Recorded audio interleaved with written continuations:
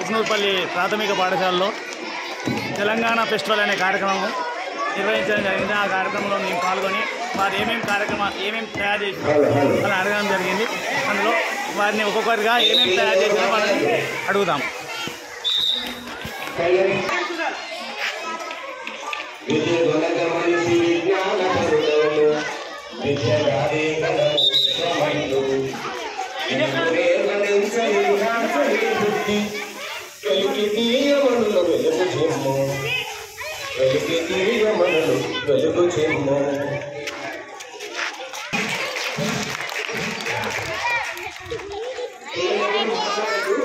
ఎంత ఉండాలి అమ్మాయి అంతే ఉండాలి. 10 సంవత్సరాల అబ్బాయి ఎంత ఉండాలి, ఎత్తుకు దగ్గర బరువు ఉండాలి. కానీ ఎందుకు లేదు అంటే మనం తినే ఆహార పదార్థాలలో ప్రోటీన్లు, విటమిన్లు, ఖనిజ లవణాలు లోపిస్తున్నాయని అర్థం. కాబట్టి కార్బోహైడ్రేట్లు అంటే పిండి పదార్థాలు, బియ్యము, గోధుమలకు సంబంధించిన పదార్థాలు.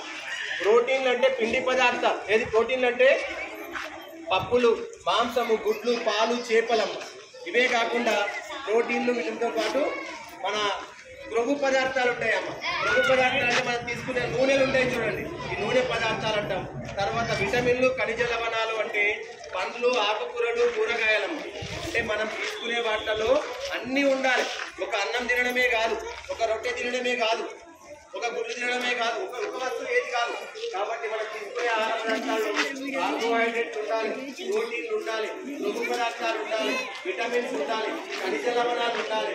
అంటే మనం తీసుకునే పదార్థం అంతా కూడా మన ప్లేట్, మనం తినే అన్నం ప్లేట్లు ప్రతిరోజు ప్రతి పూట ఇలా వంటలేదని చెప్పి సహించమని కాదు, ప్రతి పూట కూడా బ్యాలెన్స్డ్ డైట్. అంటే మన ప్లేట్ అనేది, అన్నం ప్లేట్ అనేది బ్యాలెన్స్డ్ డైట్ ఉండాలి.